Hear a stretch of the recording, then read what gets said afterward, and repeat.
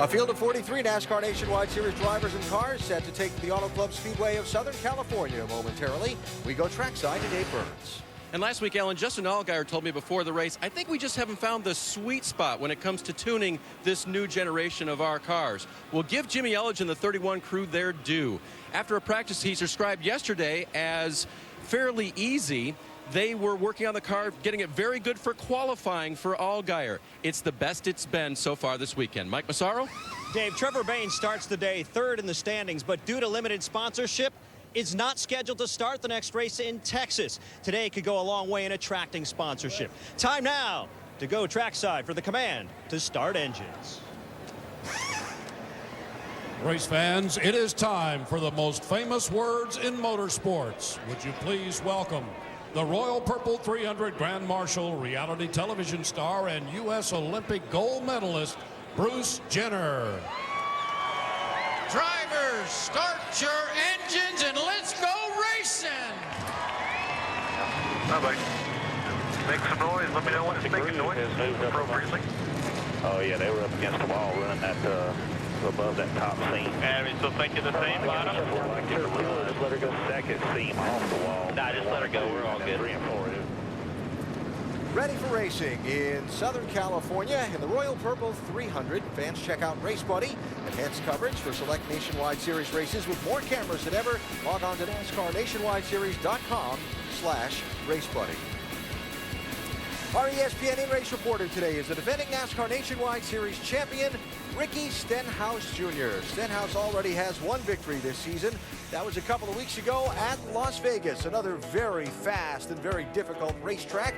Well, he cashed in the jackpot that day. Can Stenhouse be the star of the show in Southern California? We'll talk to him and go racing next. Well, there are Beverly Hills, there are the Hollywood Hills. There's downtown LA and the Staples Center, where a lot of great sporting action takes place, and the beautiful shores and cliffs of the Pacific coastline. All in the neighborhood of the Auto Club Speedway of Southern California, where race 5 of the NASCAR Nationwide Series is about to unfold on what's turning into a pretty beautiful afternoon.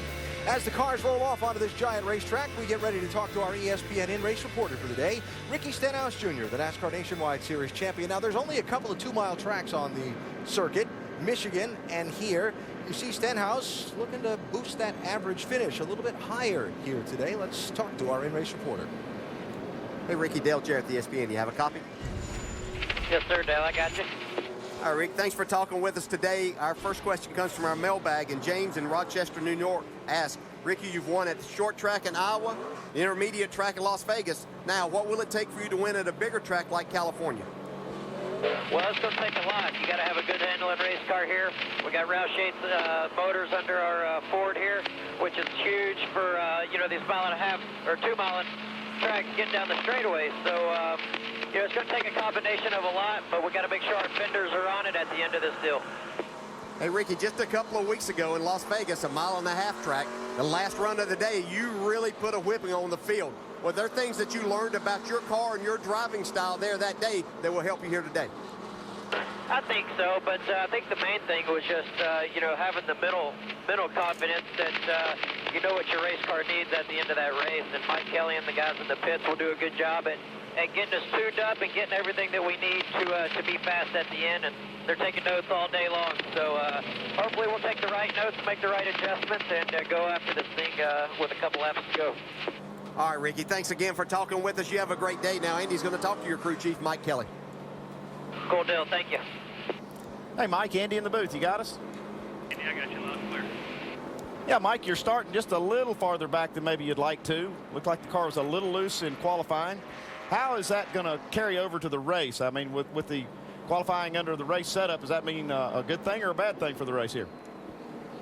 Well, generally we got a pretty decent race set up. Our qualifying setup will tend to be a little free, and we try to just miss it a little bit today. Starting 10th isn't too bad. It's a long race, 150 laps, and starting on the outside where Ricky wanted to be. I'm sure he wanted to be 3 or 4 rows farther up than we are.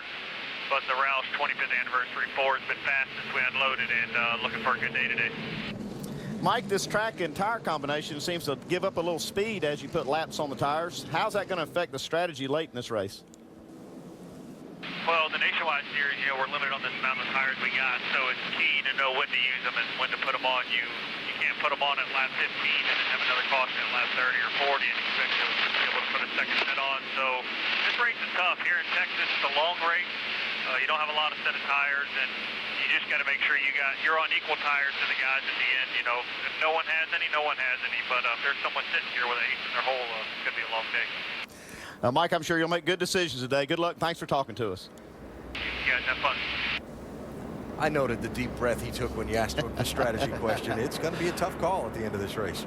Over the wall today, Mark Hollywood Armstrong is going to carry our camera today. Mark, this is one of the longest pit roads on the circuit. Those pit boxes are big. How's that help you do your job? This is a tremendous pit road. Very, very long. It's very easy for the drivers to get caught speeding. But once they get to this big pit box, as you see them marking a spot for the guy to stop, you can have very, very difficult picking out where the car might stop. And that can present challenges to these pit crews today. It's going to be fun. It's going to be exciting. And this race could come down to a fuel mileage race. And if he happens to overshoot this spot that we speak of earlier, what could be very, very difficult for the gas man carrying almost a 100-pound can, get plugged into the car quick and help this guy get out and win this race. I can't wait. It's going to be fun. Fans, sit back and enjoy it. Hollywood working for James Busher today on the 30 car. Have a safe race down there, Mark. And speaking of pit road, Shannon Spake is on duty there for us. Shannon, Brad Keselowski could be one of the favorites today. And Alan, I think one thing that every team does not want to hear when their driver's getting up to speed on their qualifying lap is I ran something over. That's exactly what Brad Keselowski said earlier today. I checked in with the team. They told me they have no idea what they ran over. They do know that it pushed that splitter back about 1/8 of an inch. They were able to make the adjustments. NASCAR told me they were approved repairs. Therefore, they maintained their qualifying position and didn't have to go to the back. Keselowski looking for his first win here at Auto Club Speedway. It would also be Penske's first win here at the track, in NASCAR, that is. The double deuce starting inside of row number 2 and will be one of the ones to watch at the end of 300 miles today. Great high-definition onboard looks for you. In our Nationwide Series coverage from California, Elliott Sadler carrying the Pierre drive-through sandwiches camera. Ricky Stenhouse Jr., the Ford EcoBoost camera, our in-race reporter. Danica Patrick with GoDaddy.com's camera. Brad Keselowski with the Dodge onboard. Justin Allgaier with the Chevy onboard. Michael Lynette, the Nationwide Insurance camera. Kyle Busch with the Nationwide Insurance camera. And Trevor Bayne with our Goodyear onboard camera here in California today. So, 2-mile track, 300-mile race. If I've carried the one right and done all my division correctly, this is going to be 150 laps. Yeah, that's good. You're good so far. All right. And that 41 to 44 laps on the pit window, depending would be the asterisk there. Yeah, you'll see some teams maybe short pit if we have a long green flag run because the tires do give up speed, and we may see somebody stretch that fuel mileage at the end. Once again, we see a lot of speed out of this racetrack with only 14 degrees of banking and not a lot of grip in these corners. These drivers have to really drive these machines hard today. Kyle Busch to the back of the field, missed his spot in driver introductions. That means you give up your starting spot and go to the tail end of the line. He has dropped to the end of the grid for this one.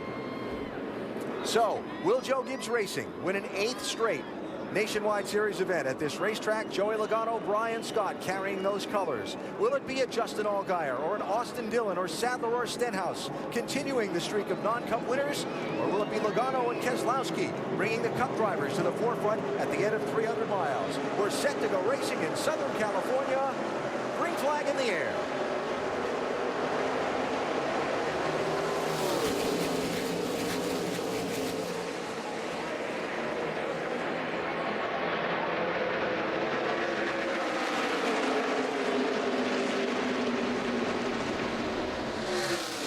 Stenhouse in that 6, looking to make some fast moves to get up from that starting spot.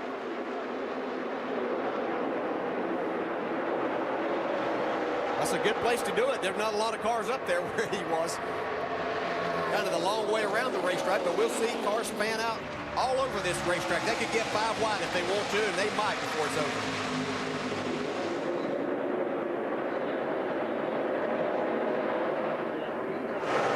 Logano leads lap 1. Allgaier 2nd, Keselowski 3rd, Sadler 4th, Austin Dillon 5th in that 3. Then it's Sam Hornish Jr. in the 12, Brian Scott in the 11, and Stenhouse in the 6, all fighting for a spot there.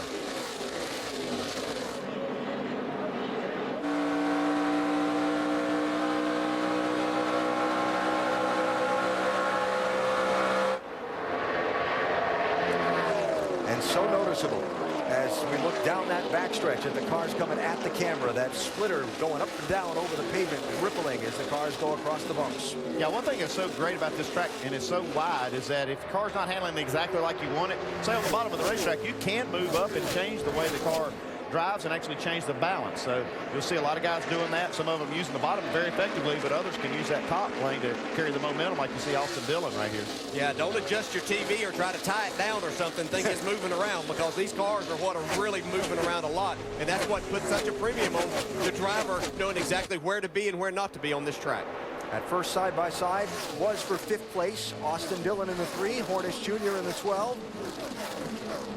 And even though this track is fairly flat, it's big, and you can use the draft a lot. And you can see right here, these two cars running side by side with looks like Keselowski and Allgaier. You can actually give the cars behind can get a pull, but it looks like they've got a little distance on the 4th place car. Yeah, a lot of times you'll see a battle like this, and someone, a car or two right behind them, will make it 3 wide down the straightaway. And where Brad Keselowski in that 22 is going, that's the roughest part of the track.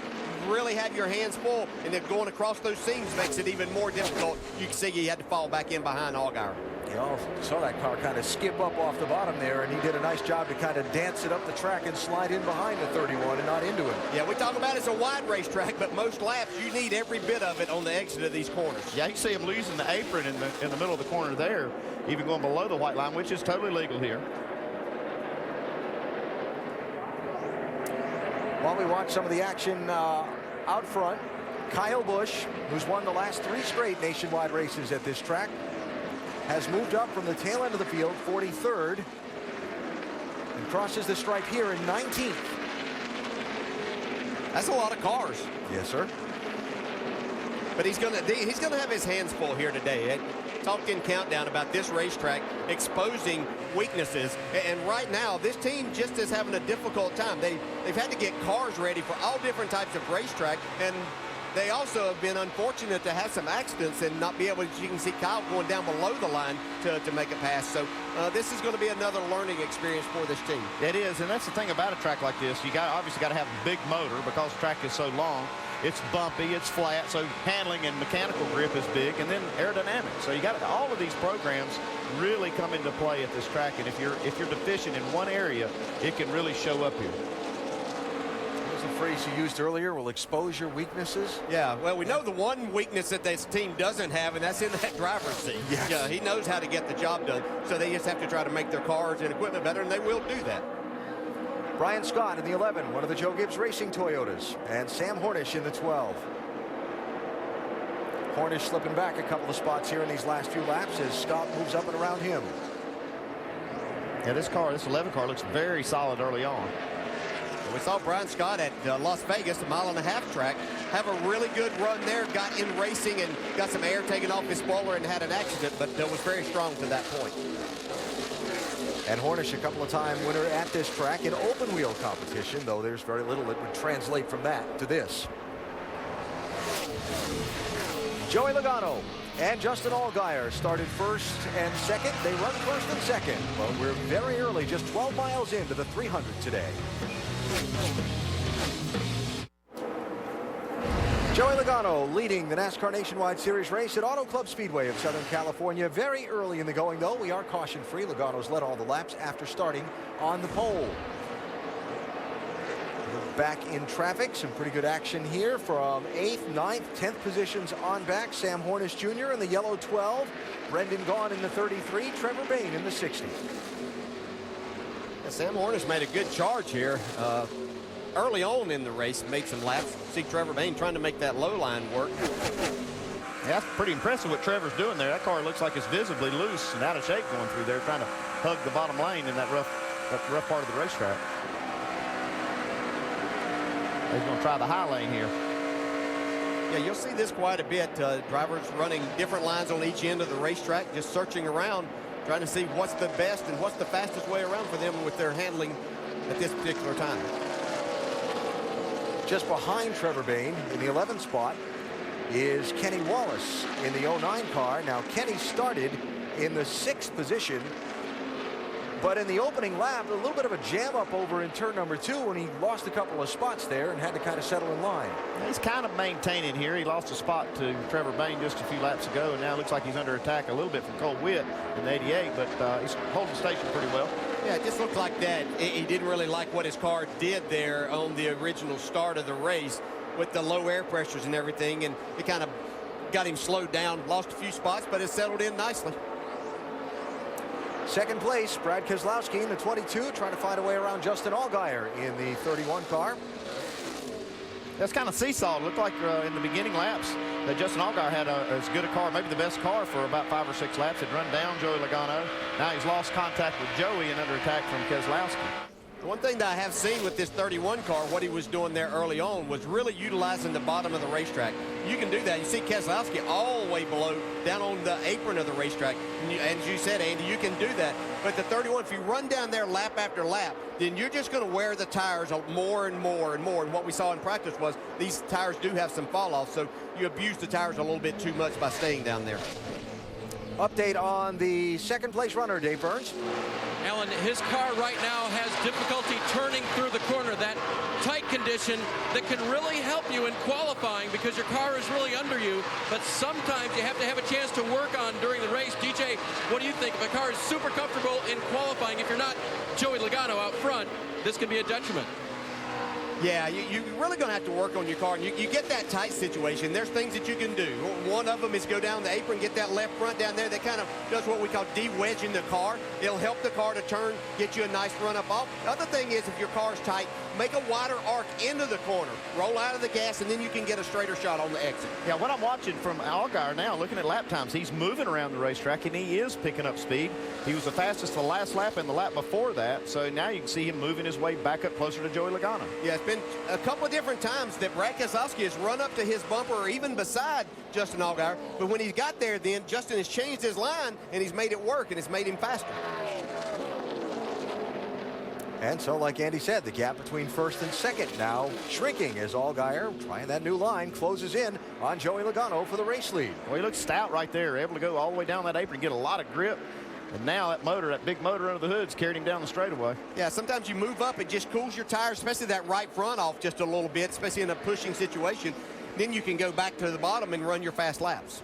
Check in on Kyle Busch, who remember started at the back of the pack for this race. He's run up now all the way to 13th position from 43rd. That's pretty impressive right there. He must have a pretty good car. I know these next 13 are going to be a little harder to pass. Yes, sir. So Kyle riding in line there now. Next ahead of him, he'll be trying to track down Cole Witt in the 88 car.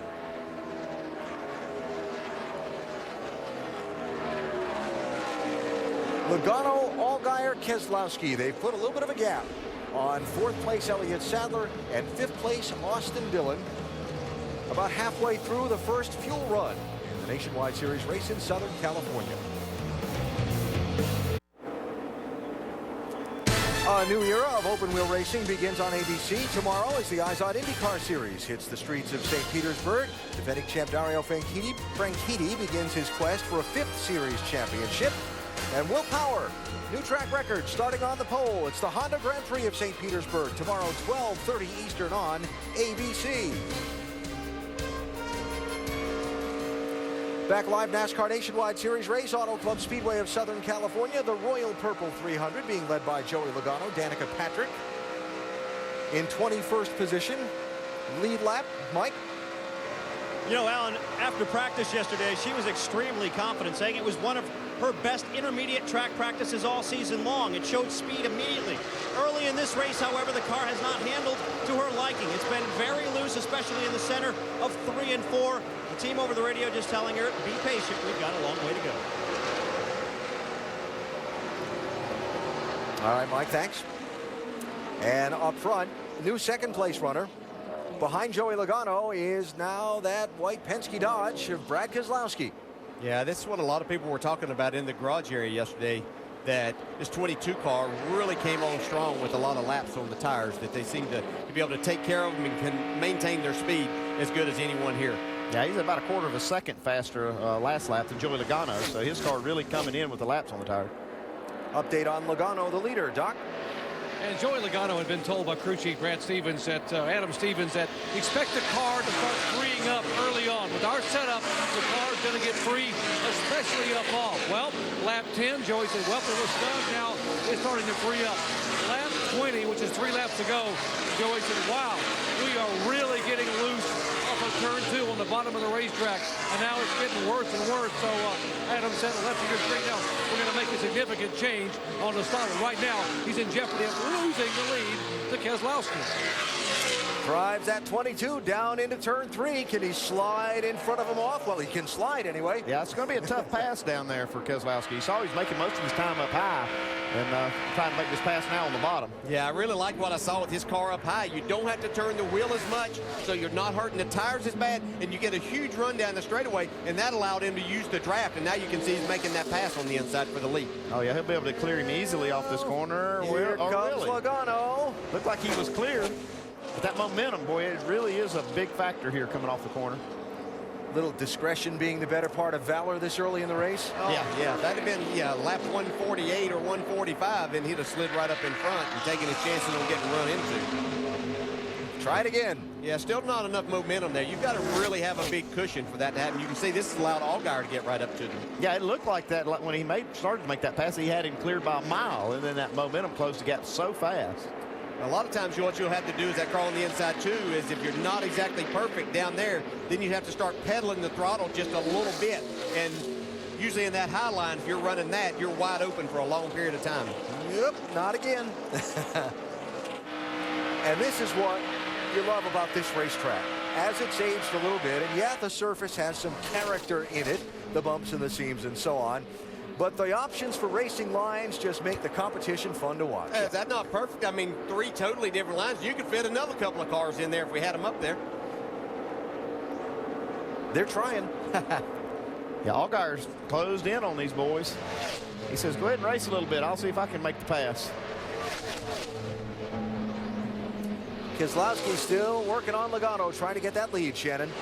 Loose off. He's doing all this racing with a loose race car, guys, trying to make that pass on the inside. About 5 laps ago, he did come on the radio and said, guys, I need clean air. Well, he looks like he's trying to make that happen himself. Yeah, he surprised me a little bit on that initial time that he tried to make the pass on Logano, in that he had him set up where I think he could have gone to his outside, but when he forced Logano to the outside, he actually did him a favor. Now he's made that slide job work. That was textbook right there. That's the way you do it. Well, you can see he just drove the car real deep in the corner and used that apron to get it to turn, and then he had enough gap to pull up in front of Logano. Now Logano's going to try the bottom. Inside bottom. Whoa, looks like Keselowski went just a little bit too high. Yeah, getting it dusted off up there, though. Yeah, cleaning off his groove. Yes. So first lead change, second leader of the race. Brad Keselowski to the point, bypassing today's pole sitter, Joey Logano. It will not be long before these leaders are all on pit road if the green flag stays out. So take a break, come back for that action. It is Brad Keselowski who has gone to the point in the Royal Purple 300 at Auto Club Speedway. Aerial coverage today brought to you by Goodyear, the official tire of NASCAR. Everything we've learned making tires for one of racing's most grueling proving grounds inspires what we roll into yours. Goodyear, more driven. Nice that we can see the track from the blimp, and we can see the blimp from the track after the heavy overcast and fog the day started with, but a beautiful 65-degree afternoon here in Fontana, California, as we look down on race number 5 for the NASCAR Nationwide Series and look up on the snow-capped mountains beyond the backstretch. Yeah, there it is. We didn't see that earlier. Yeah. While Brad Keselowski, Joey Logano, and Justin Allgaier run 1, 2, 3, here's a race for 6th position. Elliott Sadler was running as high as 4th a little while ago. He's about to fall to 7th. While that goes on the track, green flag pit stops have started off it, Dave. It is the 12th car of Sam Hornish, who will get 4 tires and a full load of Sunoco fuel. Sam had been running 8th, and he said he had no grip, and the car would not turn coming off of the corner. As the crew finishes up on the left side, they'll make some adjustments to fix that. Alan? So Hornish, the first of the front runners to make the move to pit road. Looks like Sadler is going to be the second of them. 55-mile-an-hour pit road speed limit today. Get his Chevrolet wound down to that mark before he hits this long pit lane, one of the longest on the circuit. And it's got to feel forever when you're behind the wheel of a driver doing 55 after you were doing 180 a second ago. He's coming to you, I promise, Doc. He's on his way. We can see him now from here. Hey, he said the car's getting tight from center off. The longer he runs, the tighter it gets. He said now the car is jumped. Major chassis change. They'll get it full of Sunoco fuel, 4 tires, and a significant adjustment to free it up. Let's go to Mike. And work being done now on Danica Patrick's machine. They're going to try to tighten her up with a chassis adjustment, a 4-tire change on the 7 car, and a full load of Sunoco race fuel as they complete work now on the left side of the car. Meanwhile, Trevor Bayne heading down pit road as well. He's been fighting a car that's been sliding. 0 side grip is what he said. They're also going to make it an air pressure adjustment on that machine as they head down pit road, and more action further down pit road. To Shannon Spink. Well, Austin Dillon making his very first start here at this track. The majority of this time has been spent just trying to find the right line for him to run. He did say he needs to be freed up a little bit. They're going to try to do that with air pressure and take some tires. You see the 3 car right there on pit road. The guy's working on the left side. Get him freed up just a little bit and back out on the track, guys. Shannon, thanks. Brad Keselowski, Joey Logano still running 1-2. Brian Scott, Justin Allgaier coming down the pit lane. Sounds like the leader, Brad Keselowski, is going to pit this time, too. Dave? Crew Chief Jimmy Elledge doesn't want to make the 31 car too loose for Justin Allgaier, but it does need to be freed up from the center of the corner off, so they make an air pressure adjustment out of the left rear. The 11 car, Brian Scott, a little free also. They'll call for a 4-tire change, fill that full of Sunoco fuel. There's Keselowski on the right. Shannon? Well, Brad Keselowski did say that the handling was off on his car a little bit loose, but guys, it is coming to him. He says no changes are going to take some scuffed tires as you see that car making its way down pit road. Guys?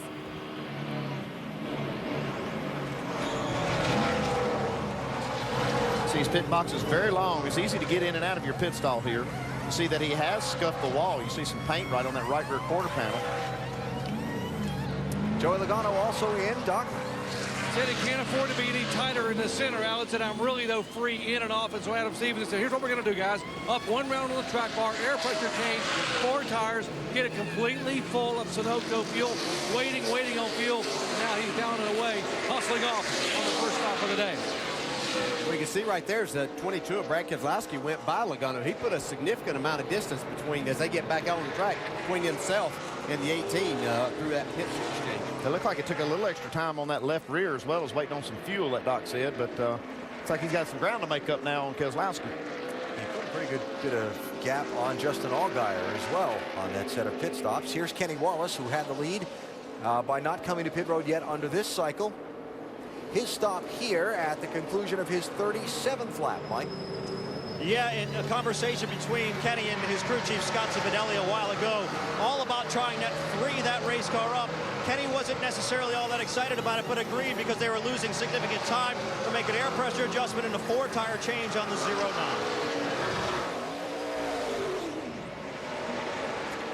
So as Wallace returns to the track, that will complete the cycle of stops for the front runners, and Brad Keselowski is going to have a 4-second lead on second place. Yes, and that's after just under 1 second lead that he had before he came to pit road. So the 22 team getting it done down there. Justin Allgaier is second. Joey Logano is third. So the 22 getting it done on pit road as well as on the track, and he has opened up, waiting there, second and third place. That much of a gap on those two drivers that were all running together a little bit ago. First round of pit stops is done. James Busher in the 30 car getting some service from Mark Hollywood Armstrong over the wall. Come on, boys. Let's have a nice stop and have some fun.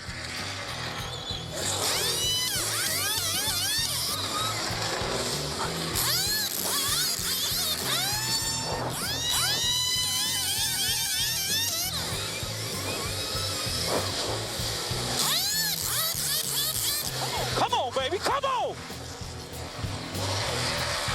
Yeah. Job.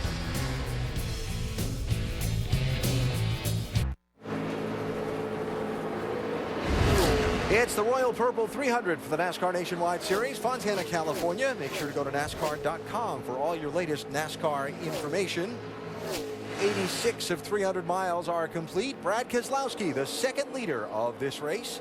He passed Joey Logano at lap 28, and he has been out in front ever since, including through a cycle of green flag pit stops. Now, green flag pit stops can be a thing here because of the big, wide racing surface here and the number of different racing grooves that are an option at this racetrack for the drivers.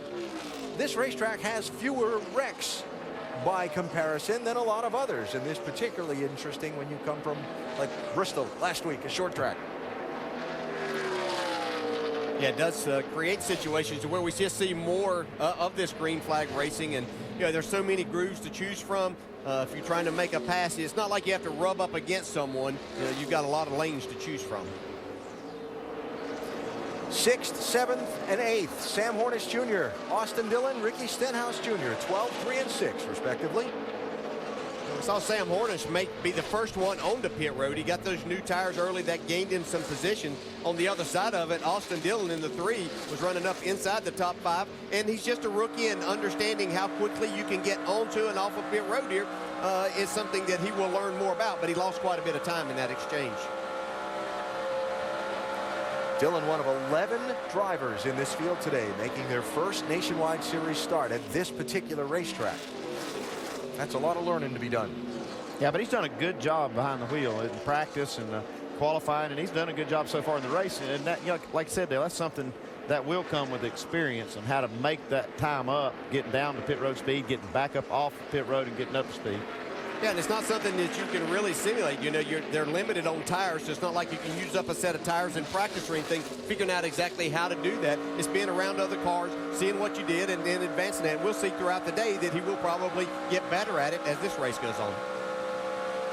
Riding on board with Ricky Stenhouse Jr., our in-race reporter for the day, the defending series champion, started this race in 10th position, saw him make a 3 and 4 wide move in the first couple of corners to pick up a couple of spots, but Shannon, he hasn't picked up any more since. Well, the car was really tight on that last run, Alan. They came down pit road, and it sounds like they may have gotten a little too aggressive with their changes, because Ricky is now saying the car is really loose. He said it started neutral, went to a 1 loose, and now it is completely freed up. Yeah, you can just watch how he's sawing that wheel. He's not putting a lot of left turn input into it. You can see a lot of right turn corrections.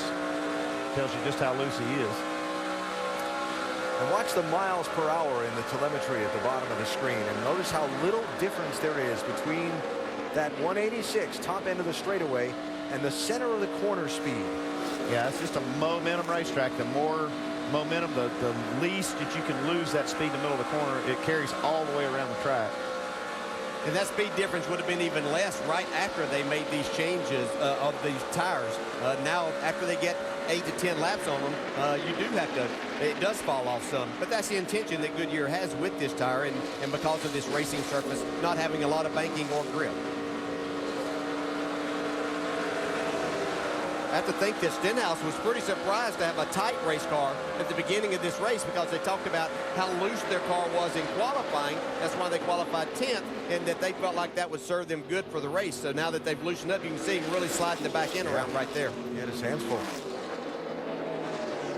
Big temperature swing from qualifying that was at 10:30 local time this morning.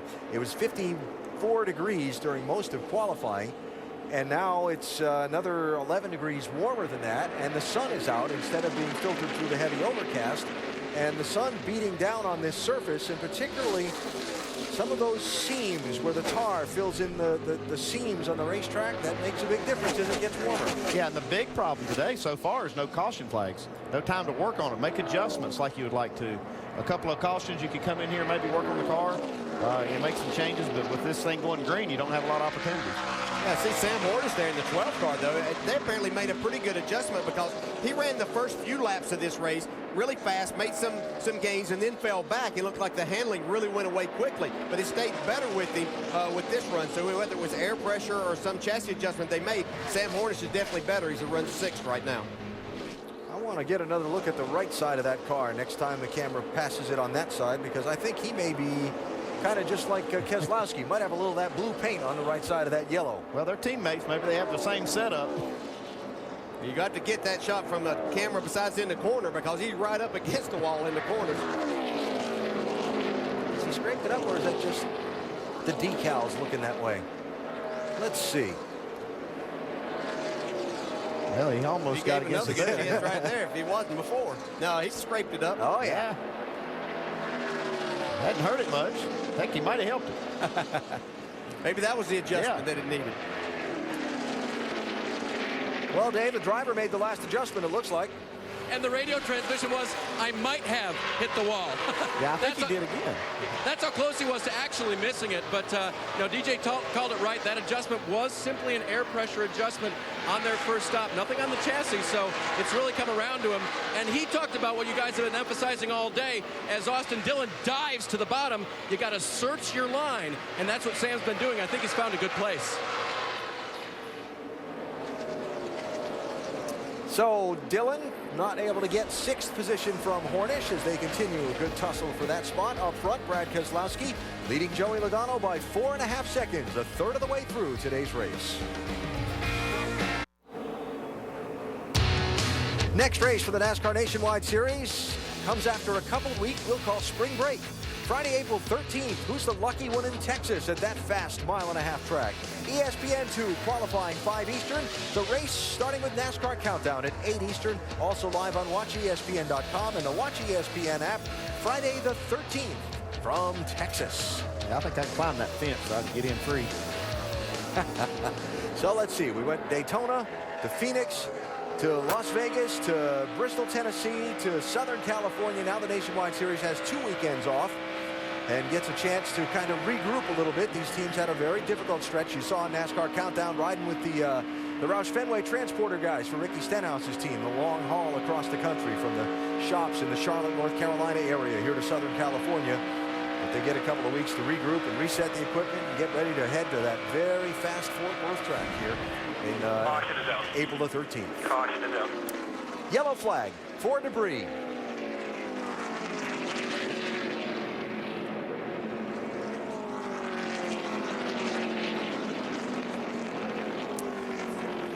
Debris on the back straightaway is what we're hearing. We're about. Yeah, we saw a piece back there off of turn 2 there for a little while. That might be, yeah, there it is. So erasing that 4.5-second lead that Brad Keselowski had built up and given Logano and Allgaier and Scott and Sadler and everybody else a chance, like you were talking about earlier, Andy, to have another crack at adjusting on these cars and catch back up. Yeah, I think Keselowski would have been fine to let it go green, but the other guys need a little adjustment. Kyle Busch now moved up into the top 10. Maybe he can get his car adjusted up a little bit better and get further up through there, and also kind of close the gap. Brad Sweet driving the 38 car for the Turner Motorsports team today. Car that he'll share with Casey Kane through this season is the first car lap down. Let's see, he's 1, 2, 3, 4, 5th in line in that picture right there, so he will get the free pass on this caution. There is the California native behind the wheel of that 38. Didn't even have to carry the 1 to count back that far. I'm telling you. Been doing this a while, you know.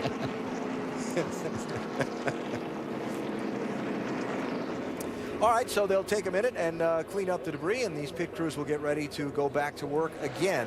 Went more than a third of this race without a yellow flag.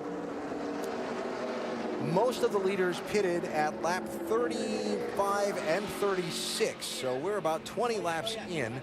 So, Andy, that's a little more than half a fuel load, and I would expect that that'll dictate strategy for most. Yeah, I think so. This is a good opportunity, like I say, for a lot of teams to make adjustments and probably get 4 tires.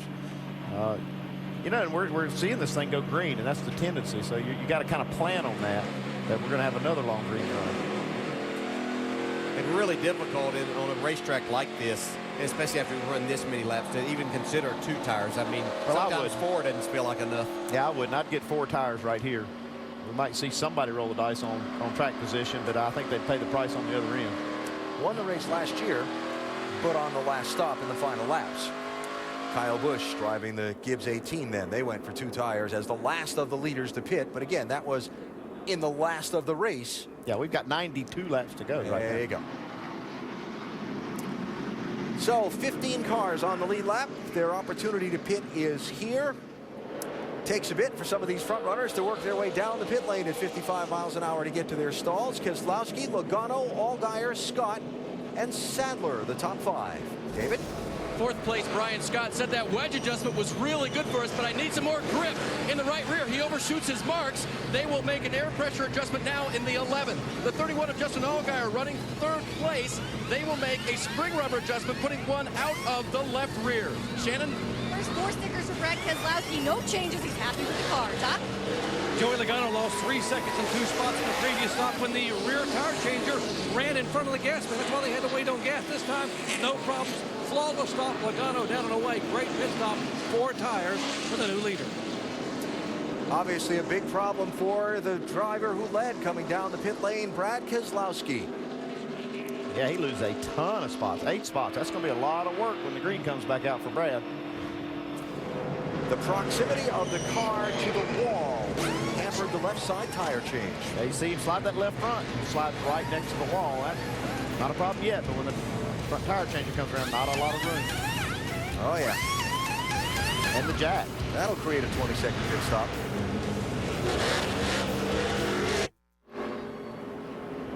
One lap from the restart in today's Royal Purple 300 for the NASCAR Nationwide Series. Auto Club Speedway of Southern California, 122 miles of the 300 are complete. Brad Keselowski's led a lot of it. He's going to find himself restarting back in 9th position after a little hiccup on his pit stop a moment ago. Coming in on worn tires. He's trying to get in here quick and get on his mark. See, he slides those front tires and just comes way too close to that wall. He was trying to get this car angled back out and just never got it slowed down enough to be able to do that. And I love watching the front tire changer when he pulls that left front tire off. He's got no place to put it between the car and the wall, so he just tosses it over his shoulder into the pit box. Yeah, you just got to make do with a bad situation right there. Nothing the crew can do, really. Yeah. So even though the way these things are measured, that says the crew took an extra 8 seconds. Yeah, we might want to swap those categories right there because that was nothing to do with the crew. Driver knows it too. Yeah, that one's my bad, guys. Don't sweat that. We're not sweating it. We're going to get it back. It's all good. He'll be fun to watch on this restart from back in 9th spot. Yeah, when you make a mistake, Dale, like that, do you drive just a little bit harder to try to get it back to no doubt, especially yourself? when you got a good car. All right, so here's a look at resetting the front of the field for you. Logano and Sadler, Scott and Allgaier, Dillon and Stenhouse Jr., Kyle Busch up to 7th, Brendan Gaughan 8th, Brad Keselowski now back to 9th position. Logano has chosen the outside lane for the restart here. Yeah, I don't think that's surprising. Carrying that momentum off of turn 2 is going to be where he's going to get the lead. He drove from 14th to 1st in 4.5 laps at Kansas last year, so he can do it. Boxed in for the moment, 3 wide in front of him, and he's in the middle of a 3 wide. And he sees Kyle Busch right up there in front of him. He figures that's a good place to be going too. Sadler making that bottom work right now. Logano wasn't able to clear him yet.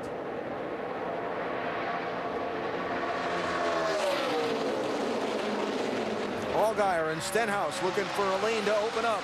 Well, I didn't see that coming. Elliott Sadler got a good run off the corner. Gets clear for the lead. See if he can get back to the line and get that point for leading the lap. Racing for a championship, they all count. Got that one.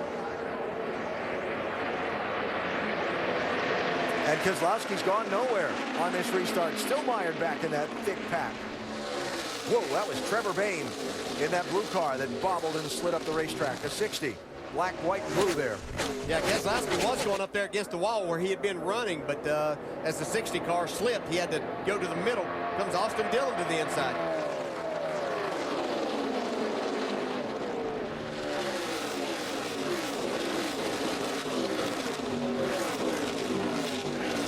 By the way, the yellow flag, a nice break for Kyle Busch, too. Allowed him to close up on those leaders under the yellow. His crew got him a couple of spots on the stop, and now look at him on the restart, too. Kyle's up to 5th. Yeah, he's making the most of that track position right now.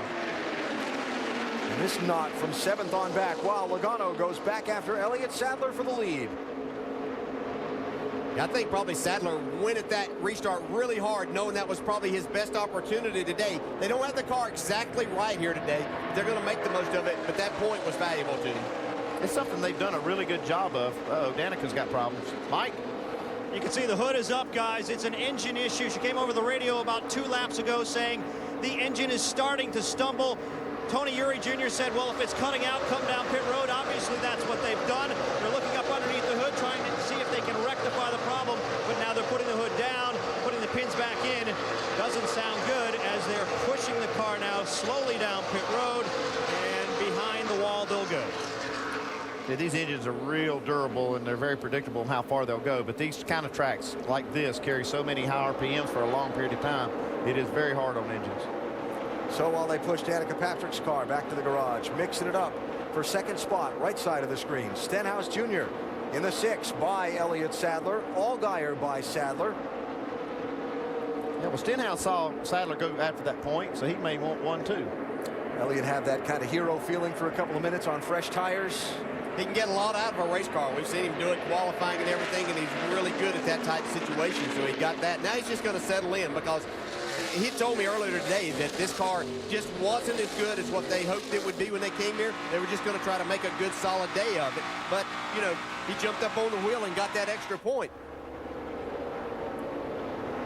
Somebody just thumped the wall off of turn number 2 a little bit with the right corner. Yeah, they keep trying to move that ball out just a little bit more. They would appreciate it if it was. That's a nice comeback by Stenhouse, too. It looks like they made a good adjustment. That car had gotten extremely loose for him on that last run, but it looks like that adjustment was better. Shannon, what'd they do for him? Well, they went back about 75% on the adjustment that they had made previously. The car was way too loose on the last run. Stenhouse is very happy. He says this has made the world of a difference for him. Yeah, this is the first time Stenhouse has been able to see the lead all day. Pressure from Justin Allgaier for second spot. Well, really impressed with Allgaier here today. You know, we've been questioned a little bit as they try to carry. You see, he's trying to go all the way to the lead as Logano went to the high side here. I talked to Jimmy Elledge earlier this year, and he said they had found some things in their intermediate programs they thought was really going to show up when they started getting on these bigger tracks. Well, Logano led that one. Let's hope the finish looks like that later today, huh? Good chance of that. Yeah. You see Stenhouse trying to give a little bit of a push to Allgaier to try to push him by Logano.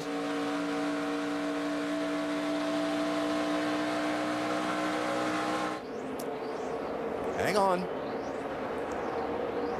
Little thank you wave. And Justin Allgaier goes to the point.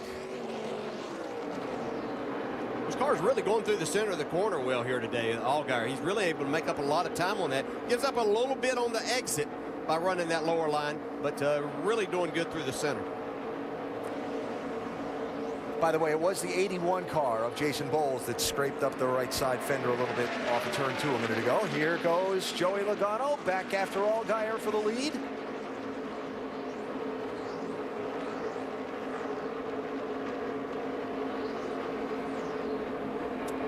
Chevy, Toyota, Ford, 1, 2, 3.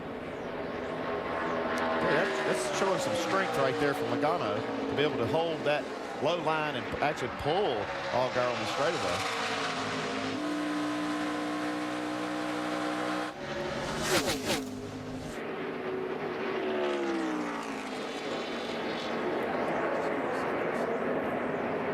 So Logano back to the point.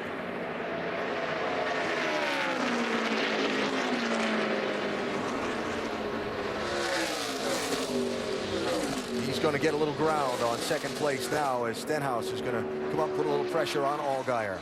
Brad Keselowski hasn't really made up any ground on these front runners either. He's still back in 6th position.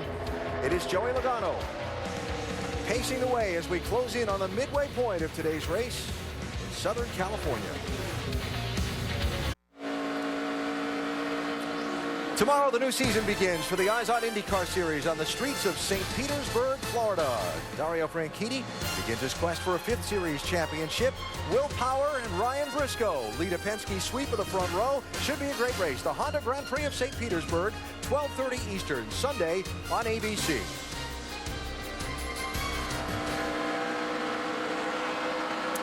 Well, how about a little hit or miss racing? here at Auto Club Speedway of Southern California. We'll show you one hit and one miss. It does involve that yellow car of Sam Hornish Jr. and the 43 of Michael Lynette. They've been going at it. You can see Hornish now. There's your hit. And there's your miss. They're still going at it. Yeah. That's for 14th and 15th place. Yo. Yeah, Ned does a good job. You can hear him get out of the throttle there to avoid the conflict. Yep. And that on the lead lap, by the way, for those drivers. Cole Witt, 88. Kenny Wallace, 09. James Busher, 30. All lead lap. Racing for 11th, 12th, and 13th there.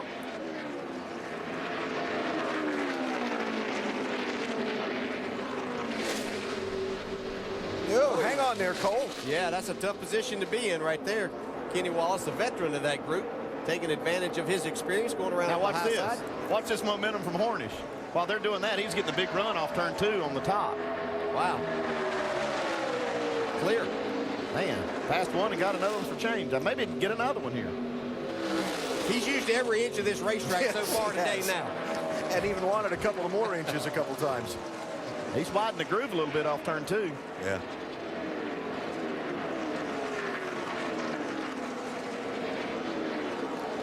I'd say he's leaving it all on the track today.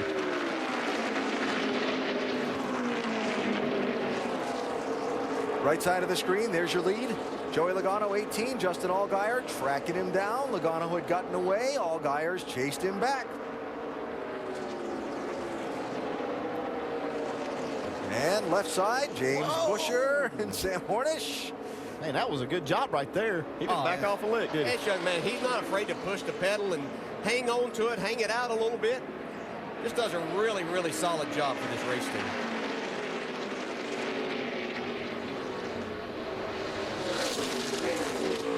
Mentioned in qualifying show that saw a couple of his sponsor people yesterday talk about how impressed and excited they are to have Justin as a part of their organization. What a great job he does on and off the track for them. It's been really interesting how Allgaier's been a little stronger than Logano at certain times or certain sections of the track, and then Logano regroups, tries a different line, gets away. Then Allgaier tries a different line, closes back in. Yeah, and the whole thing really comes down more times than not is just getting the air that you need on your car. And that's not just the front. The front's the most important sometimes, but you got to get that air to it and be able to take advantage of that. And you can see Allgaier now moving down, trying to get that air to where he can make a run on it.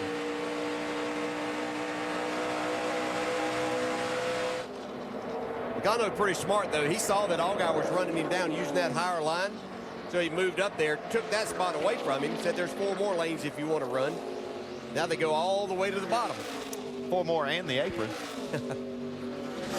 I'll see your lane and take mine too.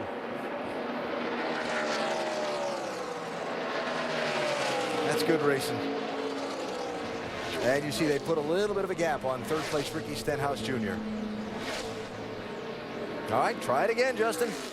Well, I tell you, Allgaier's really good down in 1 and 2, Alan. You were bringing that up, but his car really gets set and turned where he can get back in the throttle. Clear up. But then it's like...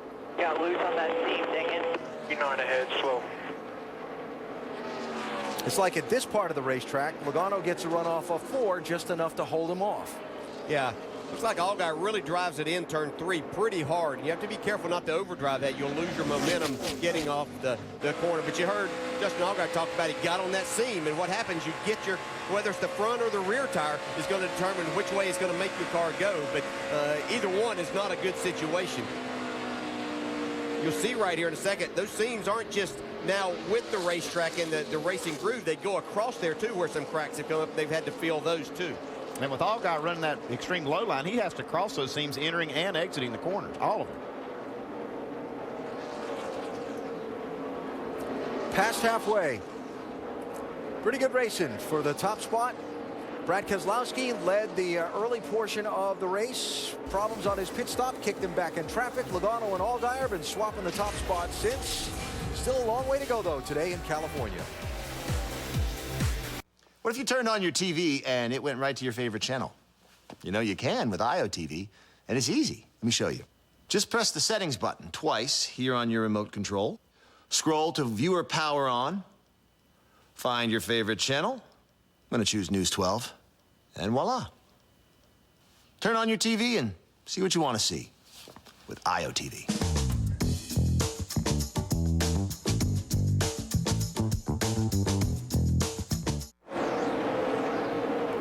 Looking down on the Auto Club Speedway of Southern California from our aerial coverage, brought to you by Goodyear, the official tire of NASCAR. Everything we've learned making tires for one of racing's most grueling proving grounds inspires what we roll into yours. Goodyear, more driven. Danica Patrick's car back in the garage. Driver not on board. Just after that, the only restart we've had in the race. Problems reported.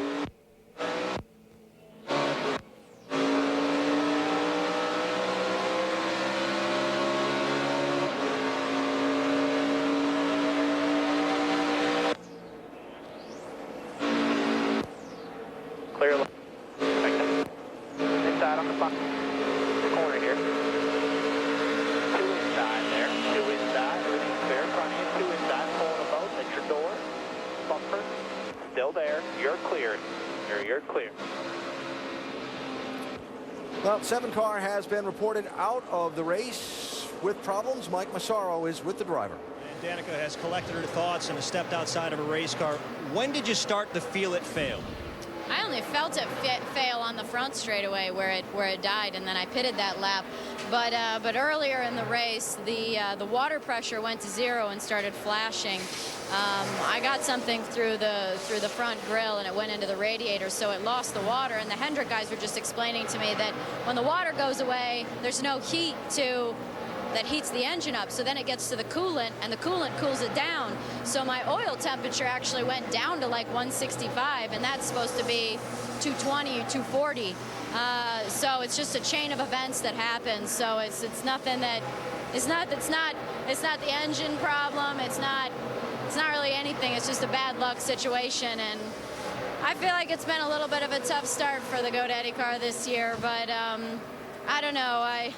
I have to imagine that it's for a better reason and that it'll turn for me at some point. Perhaps it'll be a really awesome end to the season.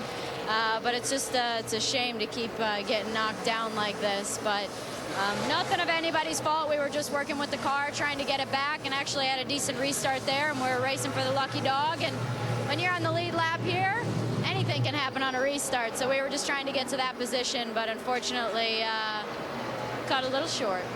Alan, as you heard her say, just summing it up to bad racing luck, but still pretty optimistic about what the season might hold. Something went through the radiator or the cooler. That's not a good thing. Yeah, that's about that water pressure. That's what they have that gauge for, so they can see if make sure that they still have pressure there to know that all the coolant is still in the system. Once you lose it, I mean, it's just a chain of events that become, fatal to the engine. Yeah, it won't show that it's running hot because there's nothing there to run hot. Exactly. Now, speaking of cooling, I've been keeping an eye on the front grille of that 18 car and trying to see if that's a piece of trash across the grille while we watch this race for position. 9th and 10th. Austin Dillon 3, Trevor Bayne 60.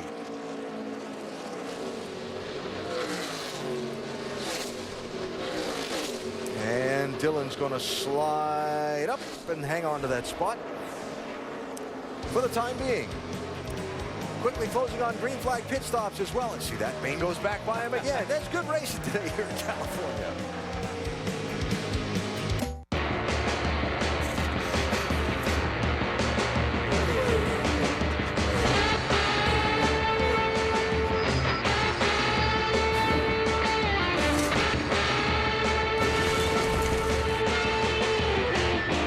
Goodyear, for drivers like these who demand the most from their tires.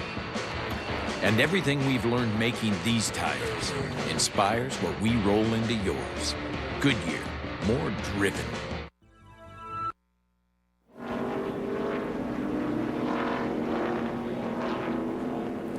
Caution's out in the Royal Purple 300. Sam Hornish with a spin off of turn number 4, a solo spin. He has driven away, and the pace car has picked up the field. Getting ready to bring everybody to pit road for a second time in this race. It's been a tough day for Sam. He's certainly made it exciting, I'll tell you that. He's really been exploring the outsides of the groove here today. And none of those marks on that side were from that spin right there. He didn't hit anything. Yeah. Amazingly. Had an opportunity to. A couple. We'll show you that in a second. First, the leaders are coming to pit road here. Remember last stop, Brad Keselowski came in as the leader, flew too close to the wall with the left side, wound up coming out 9th. This time, Joey Logano comes down as the leader.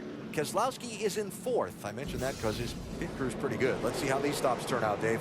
Justin Allgaier is second, upper left of your screen. They'll take on 4 tires. He screams to a stop, still in his pit box, 4 tires and a wedge adjustment. Shannon?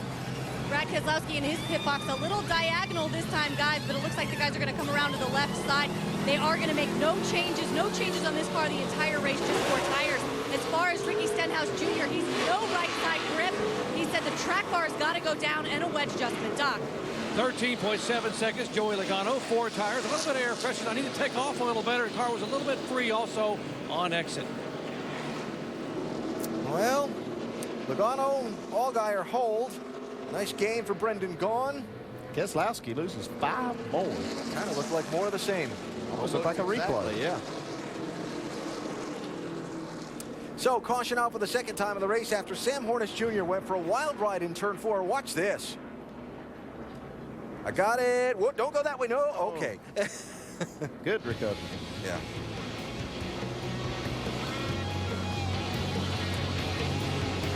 And he drove it away. Second yellow of the race. Get the largest selection of NASCAR gear only at the NASCAR.com Superstore.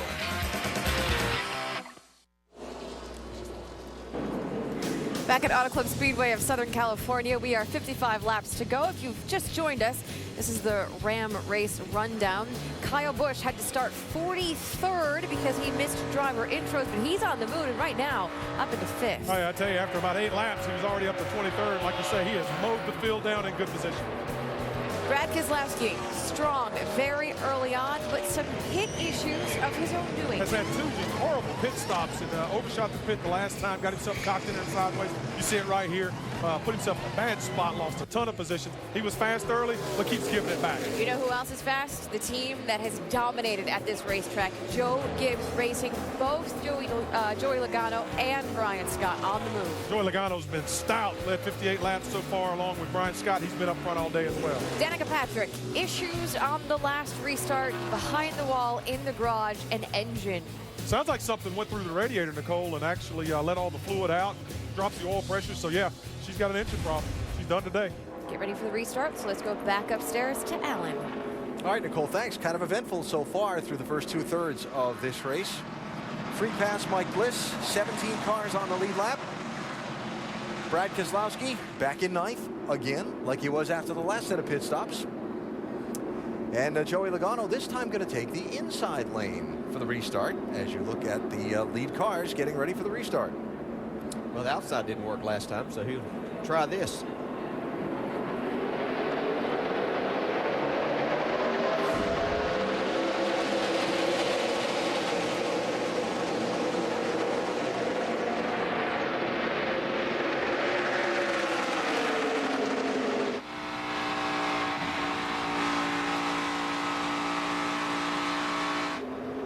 Kyle Busch trying to get second from Brendan Gaughan, 54-33. Allgaier just did not go on that start. It's almost like he didn't even pull up in line before they went green. But look at Kyle, all the way down to the apron. Well, he's getting the most out of this car right now while the tires are good and fresh on it. I don't think Kyle can stay up here. I don't think he has the car to be able to do that, but he's using his talent in the tires right now to even make this run. If he wins this race, do we consider it an upset? I think so, yes, because this is truly a nationwide only team. They don't have really any cup affiliation, so I think it would be somewhat of an upset, even though Kyle Busch has won so many of these races. It still would be a big accomplishment at any rate. How about Brendan Gaughan up there? Doing a great job here today in this Richard Childress car. Highest running of the RCR fleet today. Gaughan fighting Kyle Busch for that second spot. Behind them, 31 Allgaier, 6 Stenhouse.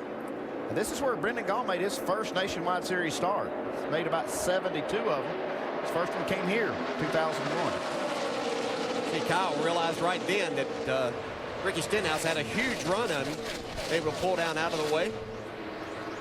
He realized he doesn't need any contact. He doesn't need any problems. He needs to run a full race here and get the most out of this today. And by the way, his pit crew's done a phenomenal job on stops for him in that 54.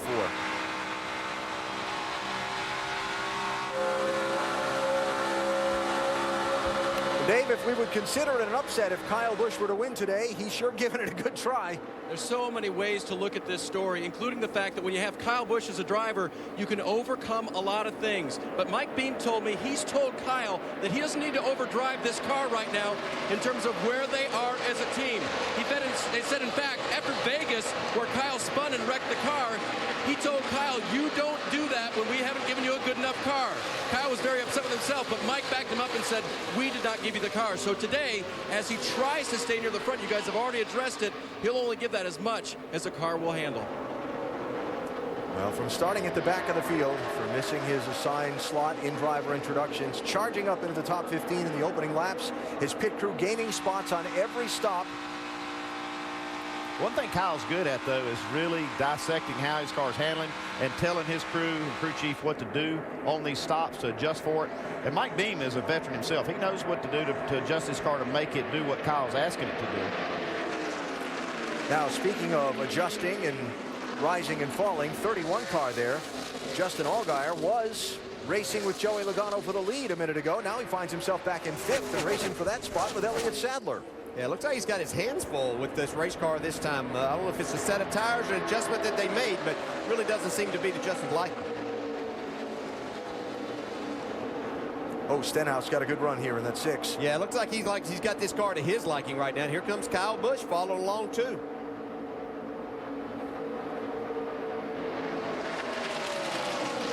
For the lead, Logano 18, Stenhouse 6, Busch 54, Gone 33. You know, that race that Stenhouse won at Las Vegas, he didn't show everything that he had or didn't get that car right until it was time to go win. 3 wide off of 2 now.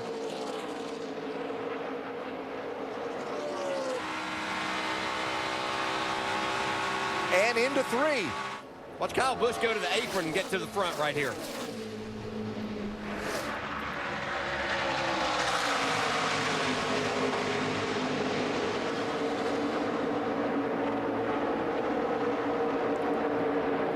Which lane's going to go? It's like Stenhouse is going to get that point. First lap he's led today. Yeah, in his mind, that's the point back that he saw Elliott Sadler get on him a little while ago. He's very much aware of that situation. Now it's all about winning the race, getting maximum points. We're going to have a lot of company at the front here in a minute. Allgaier coming back into the picture. Brendan Gaughan is closed up while those 3 race 3 wide. Here goes Logano. He'll try the bottom this time. They don't think these Cup guys don't realize, too, that they haven't won one of these nationwide races this year. Oh, there you go. Good job. A real good job.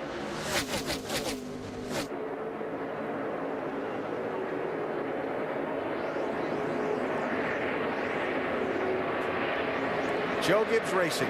7 straight wins at this one racetrack. All the different drivers that have done that for them. And here's a team, Joe Gibbs Nationwide Series team. Who's that, Brian Scott? Yeah, he's up there next to the wall.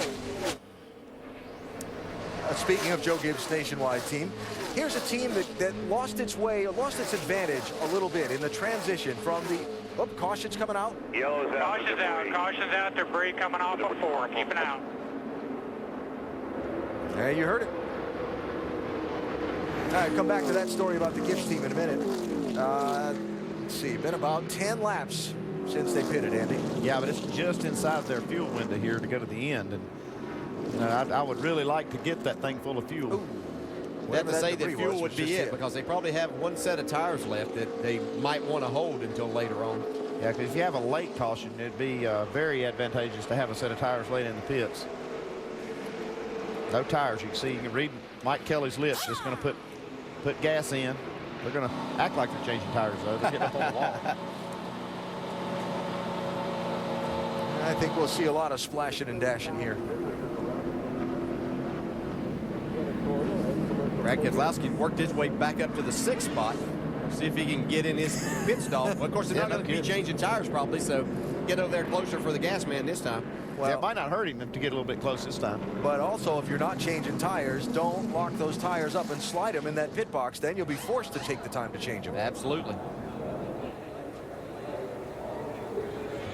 Yeah, we'll see. But expecting a lot of splashing and going. As we work the third caution of the race, Jason Bowles, 81 car, is going to get the free pass. He'll come back around and rejoin the lead lap. Doing a nice job here again today in that 81 car.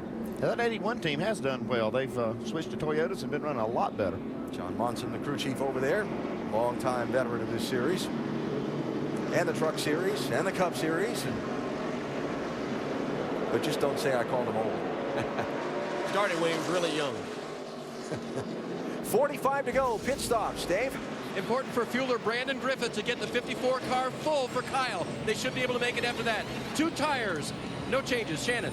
Ricky Stenhouse Jr. said the car was getting a little bit loose, so they are going to make a track bar adjustment. 4 tires and fill it full of Sunoco. Oh, guys, he's off pit road. Doc. Brendan gone, fuel only. He's away. Joey Logano was going to do 2 tires. They waved it off and said no, fuel only. So he's down and gone.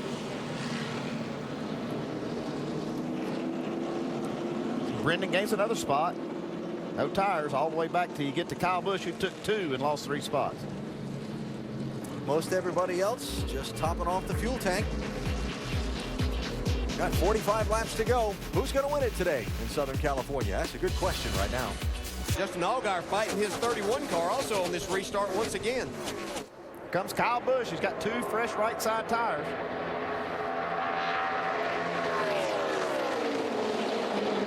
That'll leave his team with just 2 new left side tires. I think it blew up those ones they just took off that only had about 10 racing laps on them. Oh, no, hang on there. Is that Hornish again? They're 5 wide now. Look at that. Holy cow, look at that. It was Sam. Sam's still fighting on the lead lap. Elliott Sadler backing out. He didn't really like that position he was in there. That is dicey. A little 4 wide.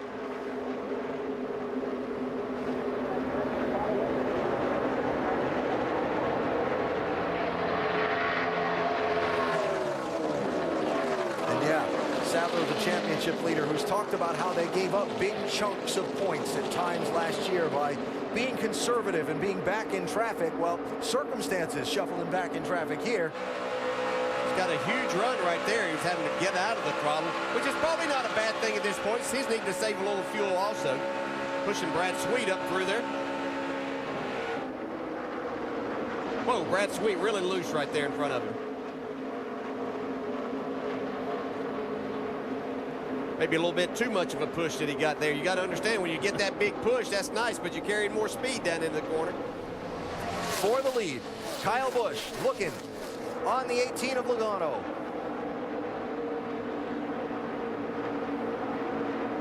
Looks like Mike Beam probably planning on this race going green to the end and put those right side tires on.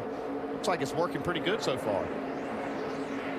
Logano hangs on to the top spot. Interesting you should say that, because for 5 of the last 6 nationwide races here, the last green flag stretch has only been 16 laps or less. But last year it was 53 laps.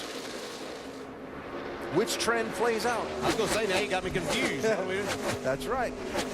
Uh-oh. Boys, great job all day. Sorry, sorry we didn't get the finish we deserved right there.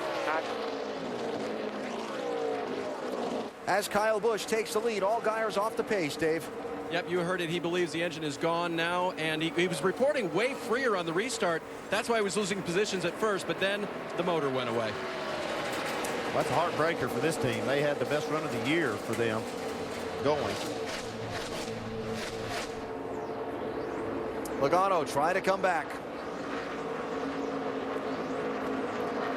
Wouldn't it be ironic if this streak that Joe Gibbs has gets broken by Kyle Busch with his own team? Yeah.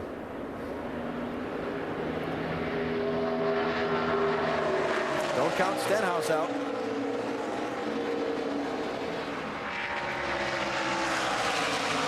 See Kyle Busch not getting too far away from that 18, making it difficult for Logano. How about that crossover? That he needed.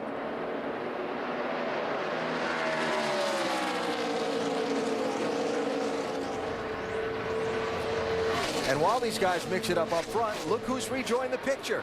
There's Brad. Brad led 33 laps earlier in this race. Made a mistake on a pit stop that dropped him back to 9th. He's been trying to dig out of the hole ever since. See Brendan Gaughan still in the picture there in 5th spot. Has a great run so far on the RCR cars. Actually the best RCR car today. This is for 2nd place. Logano 18, Stenhouse 6, Keselowski 22.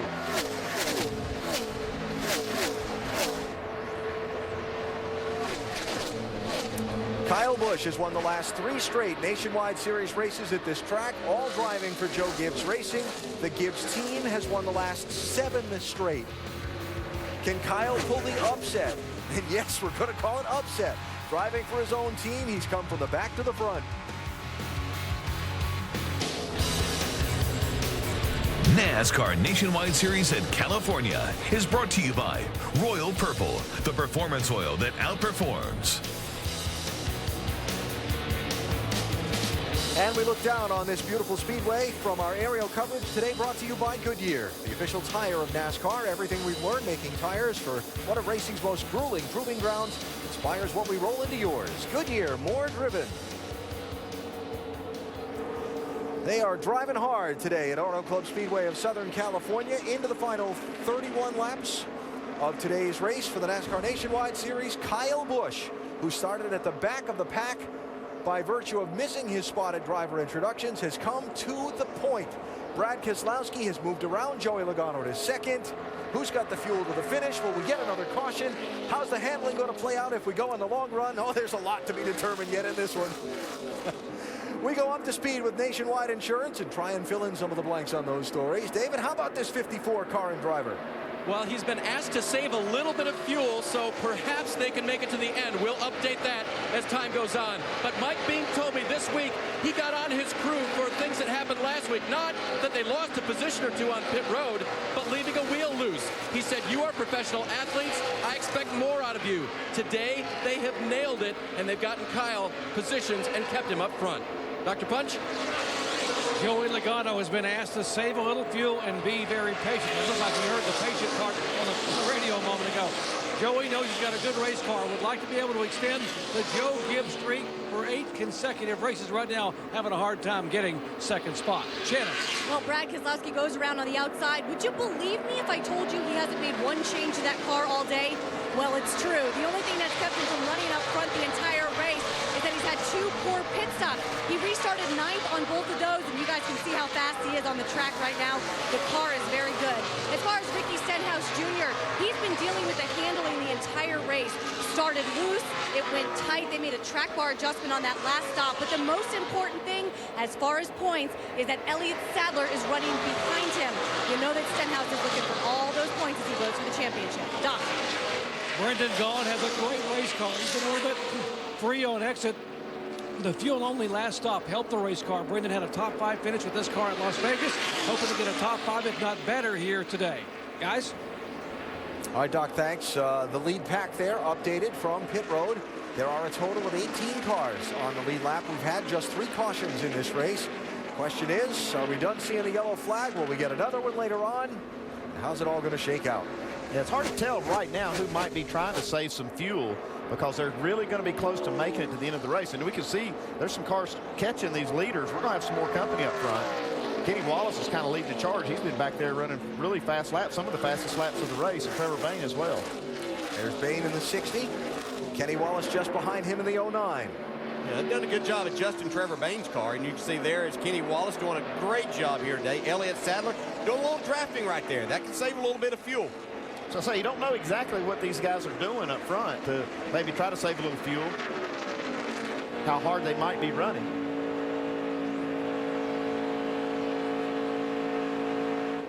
For the lead, Brad Keselowski with a huge run off turn 2. A little bump drafting going on. Let's see if he falls in the corner or tries to go high and take the lead right here. You don't think he's trying to help Kyle with his fuel mileage? I'm sure that was in his thoughts. Look at this run.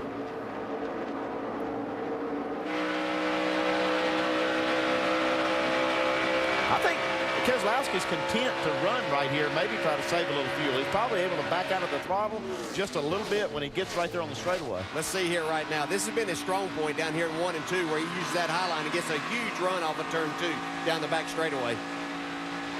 Kyle squeezing around a lap car as well. All right, forget saving fuel.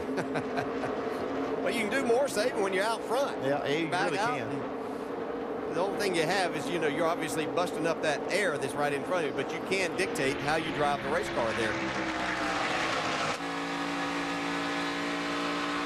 I'm going to wait till he gets over here to give him the lead. He's got it this time now. This time. Brad Keselowski back at lap 59, slid deep into his pit box, pinned the left side of his car too close to the wall. His crew couldn't get around it to change the left side tires efficiently. He lost 9 spots on the pit stop. Next pit stop, lap 93, did it again, slid into the box crookedly, a little too close to the wall with the left front, went back to 9th place again. Now he's back to the lead. So he's back to square one, no harm, no foul. He's had to work awfully hard to get there. Yeah, he's still got some work to do. Yeah, he didn't have to go back quite as far on this last restart because they just got fuel and that got them, they actually gained a few spots there. He restarted in about the 5th spot, but he's worked his way all the way to the front now. And this hasn't been his best racetrack over the years. I mean, he's had a horrific crash here and some days that he just as soon forget, but making up for it here today. Kyle not giving it up, though. Still in the fight. Oh, he almost got clear. Not quite. And here comes Logano. Kyle going to squeeze in front of him. See Keselowski go down there to block a little bit of that run. Now that could cost Kyle, like he lost the front end of his car. Logano able to take second. And the back end of Logano's wiggling off 4 as Kyle slid up behind him. Good racing for the lead in this one today. At Auto Club Speedway in Southern California, Joey Logano, Kyle Busch chasing Brad Keselowski 3 wide in 1 and 2. And we got a race breaking out here, boys. Now you can see right behind that shot that we showed in 1 and 2, Ricky Stenhouse coming. He had his car completely sideways and gaining on him. It's time to go. Kind of interesting watching Keselowski use the different lines. He was using that high lane to his advantage, and now he's all the way to the bottom. And that is the shortest way. Maybe he can save a little bit of fuel down there. And like we saw with Logano and Allgaier when they were racing for the lead earlier, Keselowski a little better in 1 and 2. Logano gets the good run off of 4. Well, Logano drove it in hard that time. He's going to get the lead from Keselowski. But here comes Brad with the big run. Logano's going to slide up in front. All right, need to get one more commercial break in. A lot of good racing still to come. I don't want to miss the finish of this one. It's going to be fun. Logano leads, Keselowski second, Kyle Busch third for now.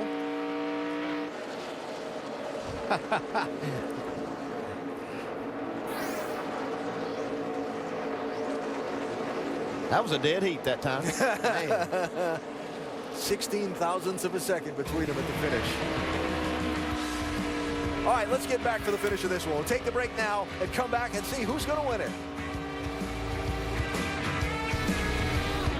Find your Knicks, Rangers, Devils, and Islanders games fast on MSG Networks. MSG Interactive, IOTV Channel 604, exclusively for Optimum customers, allows you to pick the MSG game you want to watch from one location. For Knicks, Rangers, Devils, or Islanders action, go to IOTV Channel 604. Select and watch. It's that easy. The Eyes on IndyCar Series kicks off its season at St. Petersburg. Familiar faces will be in brand new cars with 3 new turbocharged engine configurations. Excitement's building here in St. Pete. Tune in to see who gets the first win of 2012. Coverage begins tomorrow at 12:30 on ABC. Caution as we come back. Blake Cook, 41 car, spinning off turn 4. Does not hit anything. Yellow flag is out. In the Royal Purple 300, with 17 laps to go, Joey Logano, Brad Keselowski, Kyle Busch putting on a terrific fight for the lead into the late stages of the event. Now we're going to reset it and do it all over again. And remember the radio traffic earlier after taking just fuel only on the last stop between Jeremy Bullins and Brad Keselowski, saving that set of tires. How many of them are going to take them here? I think you're going to see some of them take 2 anyway. I think that's what I would like. Get some right sides right here, try to get out. I'd take 4. What happened to Blake Cook in the 41? Glad he was between first and second place. It's like he was trying to get out of the way. Just got behind on the steering for a minute.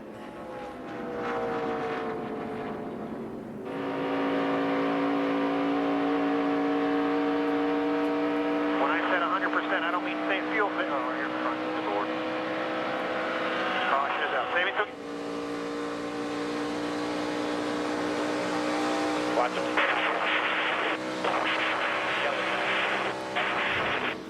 All right. So Cook is driven away. A little bit of damage there. Looks like the right front tires come apart. Yeah, he's got grass in the grill, too. They're going to have to get out. Didn't hit anything, but he's going to have some damage by the time he gets there. And for those teams that saved that set of tires, and we heard them talk about Elliott Sadler didn't put on tires last time. This is going to be a huge disadvantage for him now.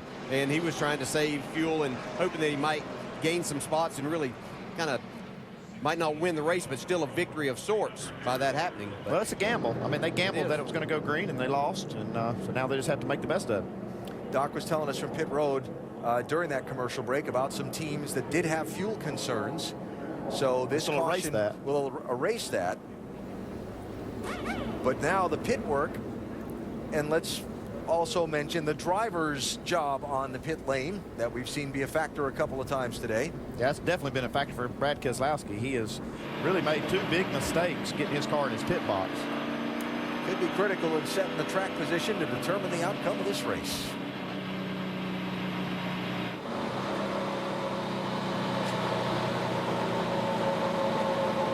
Pit road will be open this time. They've cleaned up and checked the debris that might have been dropped by the Blake Cook car when he spun off turn 4. Didn't want the cars running through that after they had made whatever stops they might make here. And we would call this the money stop. Yes, we would. Logano, Keselowski, Busch, Stenhouse, and Bain, who'd gotten all the way up to 5th. What's the strategy going to be? Will anybody make any mistakes? Here you go, Dave. Third place, Kyle Busch. 2 used right side tires, 2 new left side tires. He doesn't want the chassis setup changed at all. The air pressures will hopefully tighten him up just a tick. Shannon. It was a last-minute call. Brad Keselowski wants 4 tires. Let's see if they change it as an audible. They're going to take 4 tires. Ricky Stenhouse Jr. a little bit further down, a little bit loose. He's going to go with 4 tires as well. Doc? Right side tires. Now they made the call for 4 tires for Joey Logano. He had 35 laps on these tires. Tires are used here. They give up in a hurry. Logano gets 4 fresh ones. He is down and away, full of fuel, guys. And they had a problem on the left rear. They have, it looks like they may have not put on the tire that they intended to, or removed it and put on the one that was on there. We'll check. All right, so Kyle Busch losing all kinds of ground there. Can't go any further back than 17th. That's how many cars are on the lead lap. But Trevor Bayne, little strategy call by Chad Norris and his team. Bayne's going to go to the point for this restart.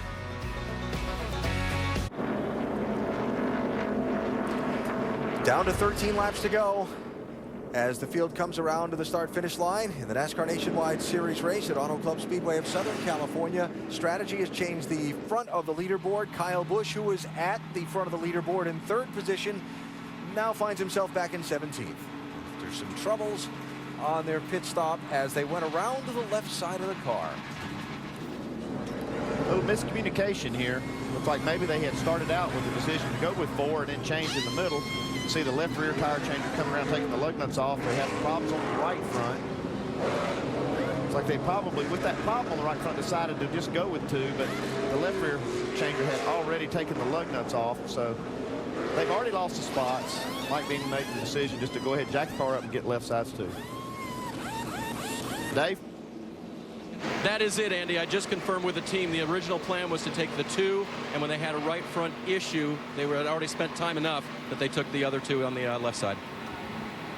So 3rd to 17th for Kyle Busch for the final, what'll be 12 laps of this race. Meanwhile, strategy calls, Trevor Bayne, Elliott Sadler, Sam Hornish Jr.'s teams changing just 2 tires. They'll go to 1st, 2nd, and 4th for this restart. Mike? Yeah, the 60 car going with right side tires only. An aggressive call and a good strategy call there. It's put you out front, but will it keep you there? We're going to try here. We were pretty quick there on 4 tires coming through the field. So we're just going to give it a whirl, see if clean air will be our friend here and get this thing to victory lane today. Listen in on the 60 radio, Alan. There's been a lot of coaching coming from Eric Norris telling Trevor Bayne to get up on the wheel. They want this one. All right, Michael, thanks. So Trevor Bayne, the new leader, has chosen the outside lane for the restart. Elliott Sadler will be on the inside lane, restarting 2nd. Then you've got Logano, the leader before the pit stops, with Hornish alongside. You know Sam's going to be standing on the gas. Keselowski and Gaughan and Stenhouse and Scott, Annette, Kenny Wallace. You got to go back to 17th to find Kyle Busch. 12 laps, 24 miles. How's it going to play out?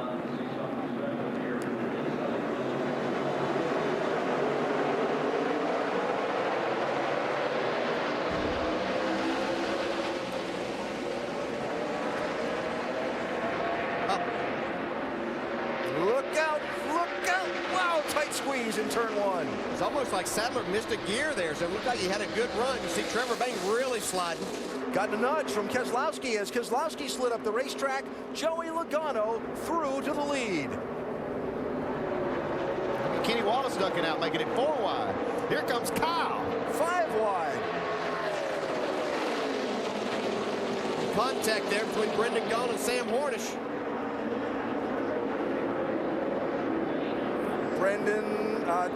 Trevor Bayne sliding, hanging on in that 60 car. They'll be 4 wide again. That's Kyle Busch on the bottom. 54.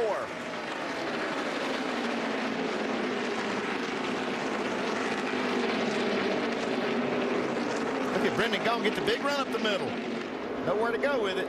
Oh, got 88 car in the wall. That's Cole Witt.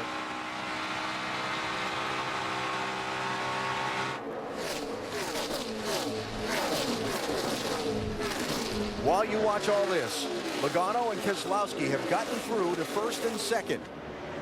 Stenhouse is back to 3rd. Elliott Sadler shuffled to 4th. And the way that 60 car is sliding around and the way they're bouncing off each other, we'll be lucky if we don't see the caution before this thing's done. Kenny Wallace to the apron around Kyle Busch, or trying to anyway. 09 car. Brad Sweet in that 38 just hanging over dear life, but driving the wheels off of it. Yeah, he's doing a great job so far. Well, he's in a hornet's nest now, though. Austin Dillon looking for some running room in that 3. Close call there. I think Trevor Bayne gave him a break right there. It's going to cost Trevor. This is for 2nd spot. Keselowski 22, Stenhouse Jr. 6. Look at Kenny Wallace now. Man, he has been aggressive on this run.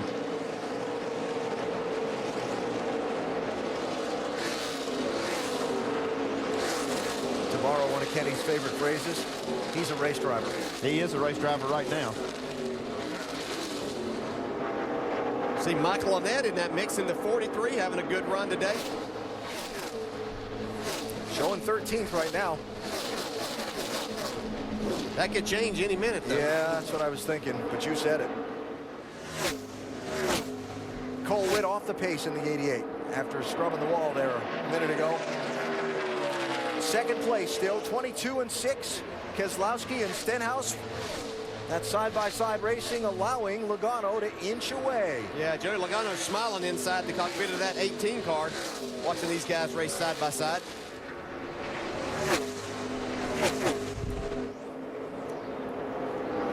'88 car will make it back around to pit road. Will stay under green for now.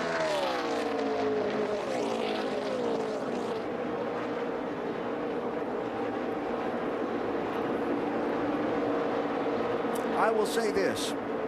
There has been some hard driving, some hard aggressive racing inside these cars today. James Buescher 30, Sam Hornish Jr. 12th and 13th on the lead lap. Hornish went for a spin earlier after bouncing off the wall a couple of times. Kept it on the lead lap. And he's still out there wheeling it.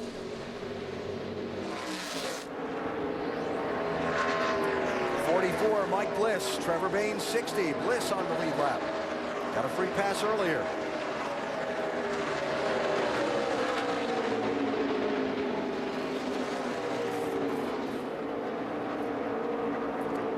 And there's your gap, first to second to third. And there's the other Joe Gibbs car, Brian Scott, fourth spot across the line. How about Brad Sweet coming in this 38 car? He was a lap down at one point in this race, got the free pass. It's been sideways a lot of this. Just drove into the 5th spot. And Austin Dillon right there with him in the 3. Those yellow stripes on the back bumper, if you're new to NASCAR, signifying a driver's never raced at this track before in this series. 11 of those in this race today. Some of them doing a great job, like Dillon and Sweet. Yeah, these are cars that had tires there left over and able to put those on and make the most of it. But both of these were back kind of in that hornet's nest where they were 4 and 5 wide at times. Here's the early season championship leader, Elliott Sadler, restarted on the front row after his team just went for 2 tires on that last pit stop. He's been shuffled back to 7th. Yeah, those 2 tires even had to be tires that they took off earlier. They were completely out of new tires. And racing there for a spot with Kenny Wallace in the 09, Kyle Busch in the 54 right behind them. Man, there has to be a company out there somewhere that could get a lot of mileage out of Kenny Wallace and this race team. Just to put some dollars behind this. I mean, they work so hard, and Kenny does such a great job of driving. Has this car up in the top 10 most every race. Done a solid job here today, so hopefully in this 2-week break, somebody will come across with some dollars for him. The owner, Robbie Benton, and that race team really putting forth a first-rate effort.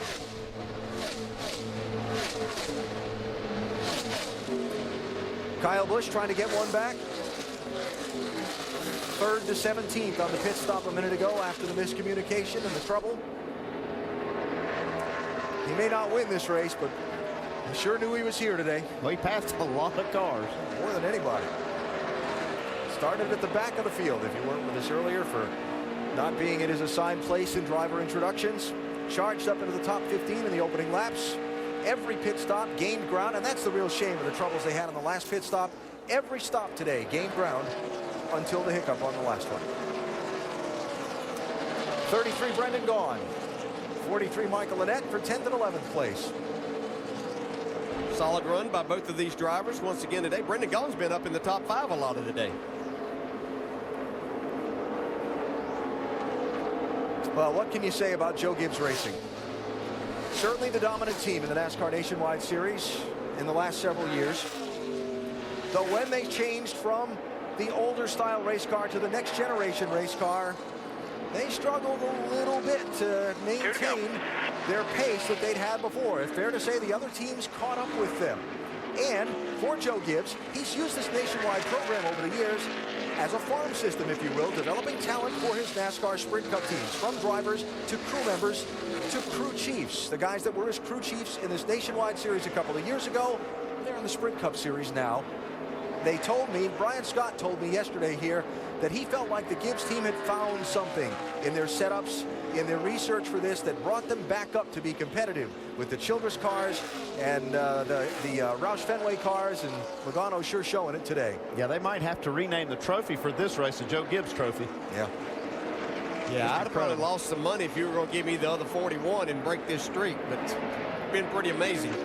Final lap for Joey Logano, a guy himself who's struggled a little bit adapting along with his team to this next generation race car. Only one of his wins has come in this style of race car, and that was at Daytona, which is a little bit different style of racing than most. But boy, he has been up on the wheel here today. He had to fight hard for the lead in this one.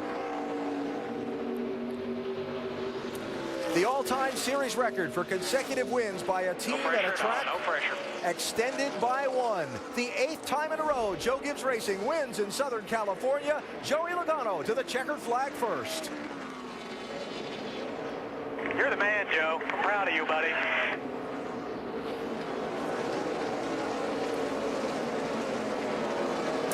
This for 14th and 15th side by side. Trevor Bayne want to hang on over Jason Bowles. Remember, Bayne led at that last restart that came with 12 laps to go. That strategy play didn't pay off for that team, the 60 team of Trevor Bayne.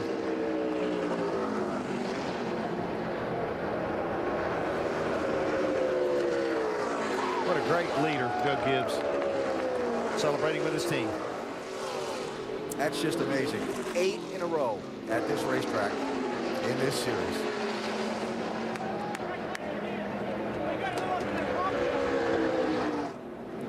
Yeah, baby! Woo! Yeah! All right, while Logano gets set to burn it down in celebration, David is with the coach. One for the record books, and Coach had an inspirational moment with the team just a moment ago. What kinds of things are you going to tell them following this? No, I just had a quick prayer, just thanking the Lord for helping us today to be the best we could be. We had new sponsors on there, Translux, Spirion. We're just really excited for all of our guys, and Joey did a great job today. I think everybody did. It's great being out here in LA. We appreciate our fans out here, and it was a great day. What is it about this track, your organization, and it doesn't seem to matter which driver? No, I think it does matter. I think we've worked real hard with our program. Nationwide for us, it took a lot. We worked extremely hard, and I think we got a good group put together. Congratulations. It's exciting. Everybody back home, we appreciate everybody. Motor shop, everybody back there, Fab Shop, everybody. JD, everybody at home, thanks a lot. We appreciate it. Thanks, Coach. Hey, I think he's a little excited about this. What do you guys think? I think winning never gets old. Yeah, pretty sweet. And this is the 69th time Joe Gibbs Racing has won in the NASCAR Nationwide Series. Pretty amazing. And for Joey Logano, his second win in 7 tries in this series at this racetrack. We'll hear from him in victory lane in a moment. First, let's hear from some of the other top finishers. Shannon? Well, you guys worked on that car all day. Ricky Stenhouse Jr., the handling seemed to go both ways, tight and loose. Did you think you'd be here in second place during that time? I knew if we kept working on it, Mike Kelly and the guys were going to make good calls and get it closer. We were back and forth, loose, tight, and there at the end, last couple runs, we were just a little too tight with our route. Everybody had 25 years of winning Mustang. Was hoping we could get another win. Second isn't too bad, I don't guess, but I got to thank Nationwide Insurance. Just everybody that helps us out with this deal. Cargill Beef, NOS, Valvoline. It was a great day, great points day, and good momentum going into 2 off weekends. Thanks, Ricky. Mike? And Brad Keselowski bringing home third. It seemed like that final restart, things got a little bit crazy there. How would you describe it? Yeah, sure. You know, that's the way it's always going to be when you got cars up front without tires, cars behind with tires. It's that's just good, hard racing. And I gave Joey a good push, and I guess helped him get the win a little bit earlier, or get to the lead a little bit earlier. But I got in the 60 just a little bit there. I was there, and he came down a little bit. And it wasn't anything terrible. I hope he's all right with it. But yeah, just good racing there all day here at California. I think the Nationwide cars put on an awesome show here, the way they draft and get around here. This is one of the best races of the year for the Nationwide Series, and I'm glad to be a part of it. Another strong run for the 22 cars, Shannon. I know you guys have had a difficult season so far, Brian Scott. Great run for you guys, finished in the top 5. Talk me through your day. I'm proud of everybody at Joe Gibbs Racing. What a great day to win the race and second car to finish top 5. I'm just proud. I wanted so badly to get a good finish for these DG guys, everybody at Dollar General, Rick, Laura, the whole staff over there. They've been so supportive throughout so much bad luck early on, and you know, we had such a fast car at Vegas and we're leading, and to have that disappointment, and it just feels good to bring home a 4th place finish for these guys, everybody at Toyota in their backyard. Just really proud and couldn't be happier. Great day for Joe Gibbs Racing. Alan? Well, one streak continues while another ends. The Joe Gibbs Racing streak of winning in the Nationwide Series here at this track continues. Kyle Busch offering his congratulations to the coach for his victory. And the streak that ended, a Sprint Cup driver's back in victory lane in the Nationwide Series. Joey Logano is getting ready to celebrate. Dr. Jerry Punch is there.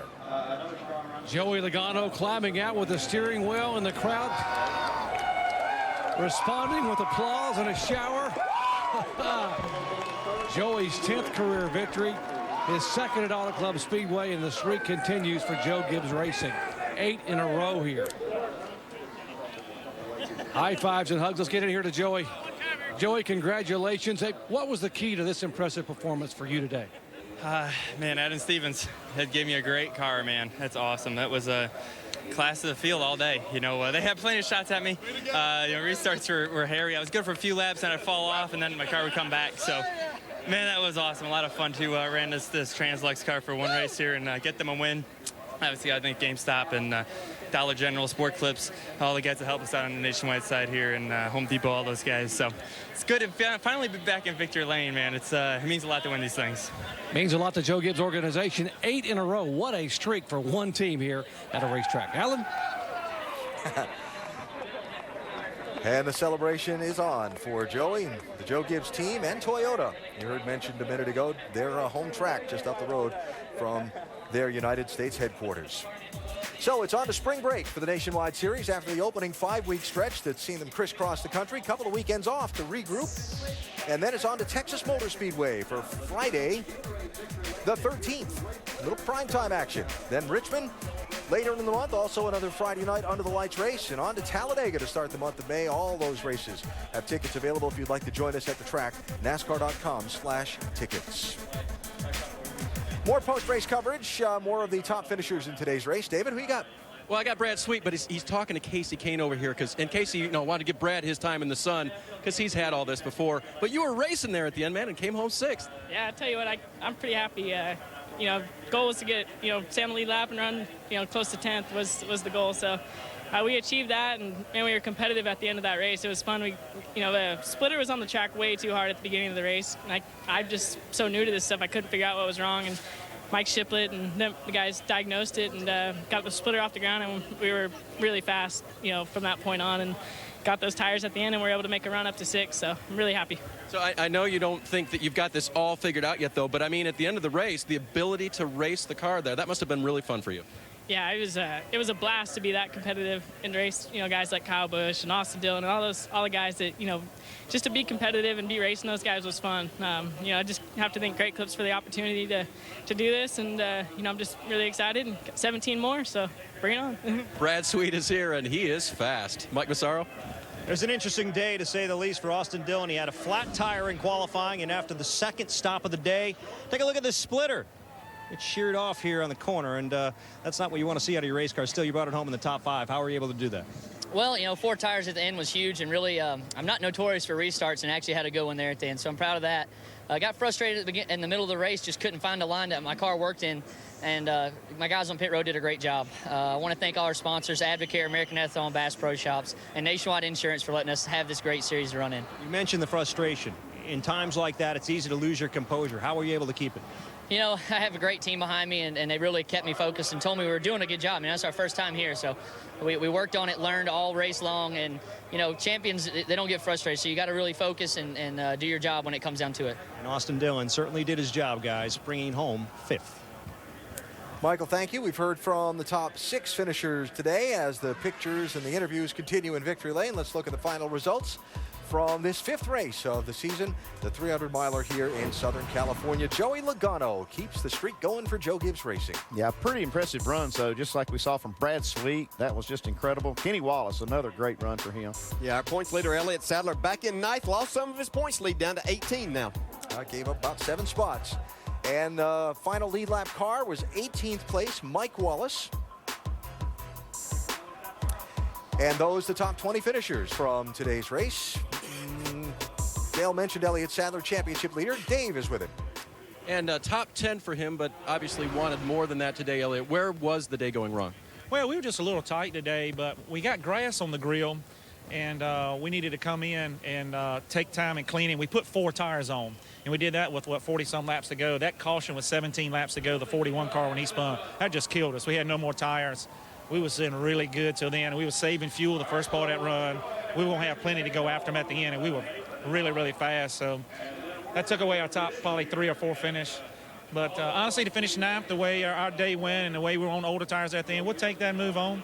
I just really appreciate Pierre Drive-Thru Sandwiches for being on our car this weekend and with the donation in the name of Autism Speaks. And we'll learn and move on from there. But anytime you fuss about a 9th place finish, your year's going pretty good.